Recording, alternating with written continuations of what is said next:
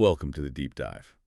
We're always trying to cut through the noise and really get you the core insights from the sources you care about. Today, we are taking a pretty deep look at Pennsylvania, the Keystone State, and exploring why some people are starting to call it, well, maybe America's most haunted state. Yeah, it's a big claim, right? But honestly, our sources really seem to back it up. When you dig into Pennsylvania's history, it's not just a few spooky stories here and there. This is a place where the past feels incredibly dense. It's so marked by significant, often traumatic events that it seems like it's genuinely stained the landscape itself. So we're talking about something more than just campfire tales. It feels more like historical residue. Exactly. That's a good way to put it. Pennsylvania is sort of a mecca for paranormal investigators, and the sources suggest it's because its history is just packed with trauma. Think about it. Major Civil War battlefields, Revolutionary War sites soaked in blood, huge, imposing institutions where immense suffering happened. Right. So our goal here for this deep dive isn't just to list off a bunch of creepy legends, is it? No, not at all. We want to actually connect these stories directly to the historical facts. We're trying to understand, what kinds of suffering, whether it's sudden, violent death, or that long, slow grind of isolation, might cause these spirits to linger. And how does that history manifest itself today? Okay, that makes sense. Let's start unpacking that. And I guess the obvious place to begin is with the sheer weight of war history in PA. We really have to start with Gettysburg. It gets called the most haunted town in America all the time. And that battle, 3 days, over 50,000 soldiers dead or wounded, it's almost impossible to grasp that scale of carnage. Yeah, truly unimaginable. And that kind of sudden, intense trauma seems to leave like an auditory scar on the place. Visitors walking the Gettysburg National Military Park today report these residual hauntings, things directly tied to the battle's peak moments. And it's often not visual first, it's what you hear. That sudden boom of cannon fire, the sharp crackle of muskets, and maybe the most chilling, the cries of wounded men just echoing. Wow. And the visual stuff is there too, right? People seeing phantom soldiers. Sometimes they think they're reenactors. Exactly, full-bodied apparitions, marching soldiers, and then they just vanish. But it's not just contained to the fields, is it? It spills right into the town, like the Farnsworth House Inn. Right, the Farnsworth House. That place is fascinating historically. Built way back in 1810. And it literally wears its history, over 100 bullet holes still visible from Confederate sharpshooters using the attic. Then after the battle, it becomes a makeshift hospital. Yeah. So much death and pain in one building. And the reported hauntings seem really specific to that. Guests hear heavy boots pacing upstairs, in the attic. They've apparently recorded voices, soldiers' voices, even sobbing. But here's a question that comes up for me. Why are some manifestations so auditory, like the battle sounds, while others are almost playful, like the child ghost Jeremy who supposedly tugs on clothes? It's such a contrast. That is interesting. Maybe, like the sources suggest, the sheer force of the battle left those big sensory echoes to sounds.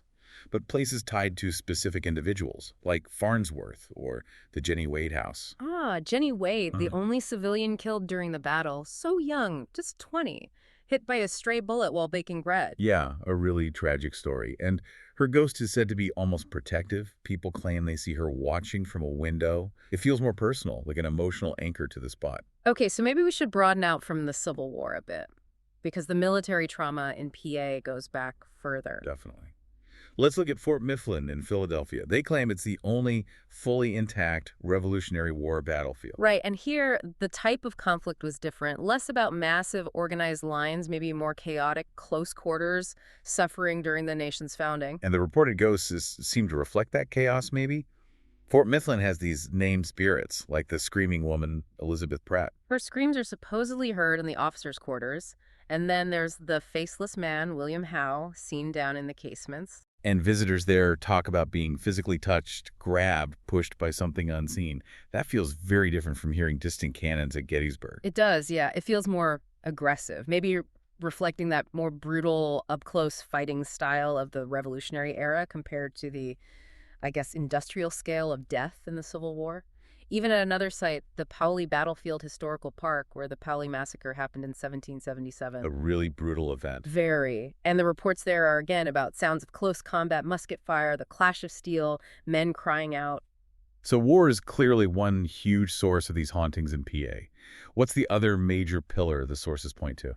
Well, it seems to be the architecture of isolation. We're talking prisons, asylums, places built often with good intentions maybe for reform or care, but which became sites of just immense drawn-out suffering. That's a powerful contrast, moving from that instantaneous battlefield shock to the slow, grinding misery of institutional life. It's an important shift.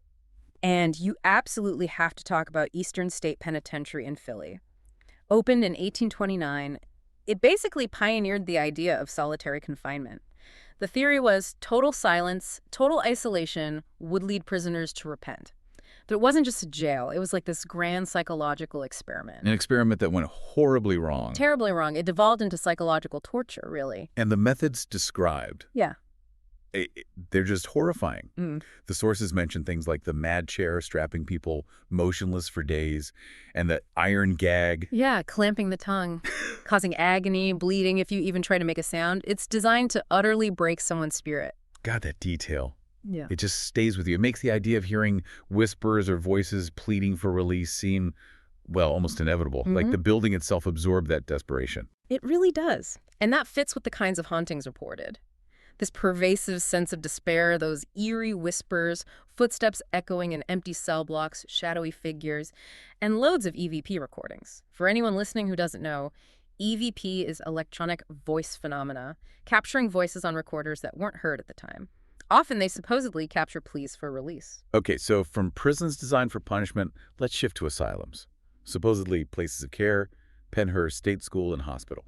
That place has a dark reputation. Extremely dark. Operated for almost 80 years, Spring City. It became notorious for just awful abuse, neglect, severe overcrowding.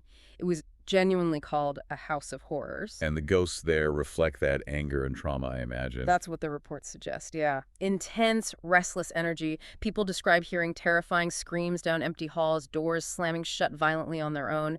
Some investigators even claim they've been physically attacked, pushed, scratched by forces they couldn't see. It sounds incredibly confrontational. And there are other places fitting this theme of slow institutional suffering, right? Like Haunted Hillview Manor. Right, in Newcastle. Operated from the 1920s right up to 2004, it housed the elderly, the poor, the mentally ill. A lot of people spent their final days there, often in isolation. The hauntings there sound maybe a bit more poignant. I read about an apparition of a man who offers to take your picture for $1. Yeah, sometimes the spirits seem less angry and more lost or tied to their old routines. But you also see a different kind of weight at the old jail museum in Jim Thorpe. Ah, the Molly Maguire's connection. The Irish coal miners executed there in 1877. Exactly. This feels like the weight of potential injustice. And the famous legend is Alexander Campbell's handprint. The one in cell 17. He supposedly put his dirty hand on the wall right before his hanging, declaring it proof of his innocence. And the story goes that the handprint is still there.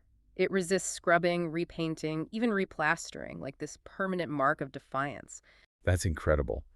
Visitors talk about feeling just overwhelming despair in the execution room itself. You can almost feel the weight of that history. Which actually leads us pretty naturally into the next category.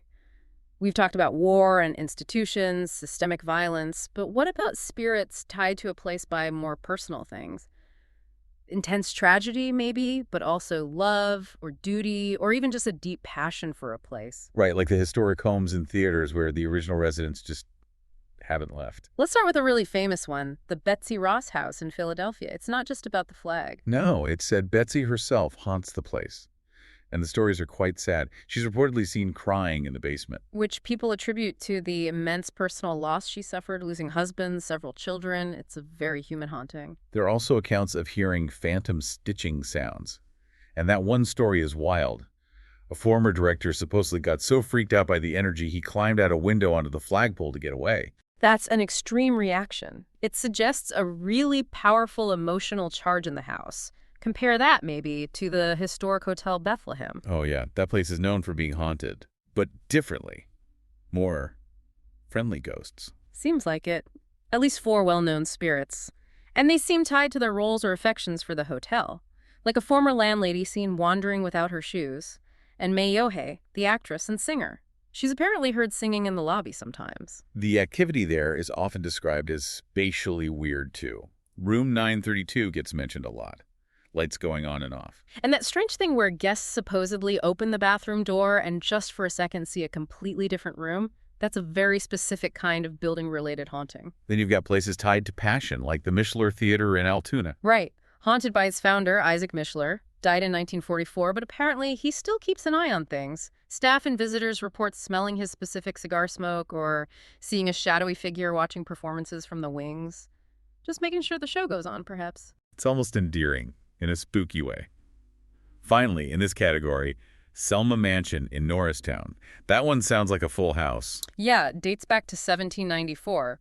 The reports there suggest a lot of spirits, maybe multiple generations of a family, heavy footsteps, doors slamming, and they've captured EVPs, apparently, voices of men, women, and children. It feels like the whole history of the house is still residing there. Okay, so we've covered war, institutions, personal ties, but Pennsylvania's hauntings are so widespread, we kind of need a final category for the really unique spots, right, where the landscape itself seems scarred. Absolutely. Places tied to geology or industry or even maybe environmental issues. Let's start with Penn's Cave and Wildlife Park. That's America's only all-water cavern. That's right, in Center Hall. And it has this really old, tragic legend attached to it. Nitane, a Native American maiden. The story goes she fell in love with a French trapper, he was killed, and as punishment, she was sealed alive inside the cave. Wow, entombed in the earth. That's dark. And visitors report things you might expect from that kind of story. Sudden icy cold spots deep in the cave, eerie whispers bouncing off the rock walls, even unexplained ripples in the perfectly still water. It feels tied to the very geology and that ancient sorrow. Then shifting to industry, what about the Cary Blast Furnace near Pittsburgh? Ah, yes. A massive industrial landmark, and just an incredibly dangerous place to work back in the day. Many men died in accidents there, some probably never even recorded. So now, ghost hunters and visitors report seeing shadowy figures, sometimes described as wearing hard hats. They hear metallic clanging sounds with no obvious source, footsteps on the high catwalks. Echoes of the dangerous labor that literally built the city. Precisely, and even places of learning aren't immune. The Cathedral of Learning at Pitt, that huge Gothic tower. It has ghosts. Apparently.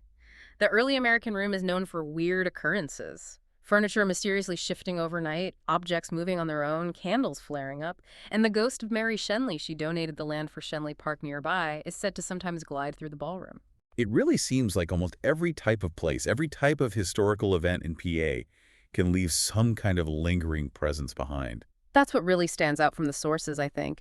Pennsylvania's ghosts aren't just random spooks. They feel like direct historical echoes. They're tied to very specific events and traumas. Civil War battles, the injustice of old institutions, deep personal tragedies.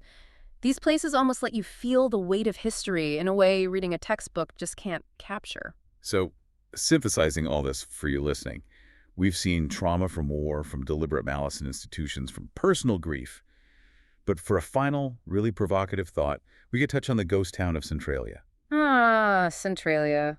That's a haunting of a completely different kind, isn't it? It's born from this long-term, slow-burn disaster, an underground coal mine fire that's been burning beneath the town for, what, over 50, 60 years now? Yeah, it started in the 60s and it's still going. Yeah. The town was basically abandoned because of the toxic gases, the ground instability. Almost everyone left. Except for a handful of residents, less than 10, I think, who just refuse to leave their homes, even with the ground literally burning beneath them. It raises this really unsettling question, connecting back to everything we've discussed.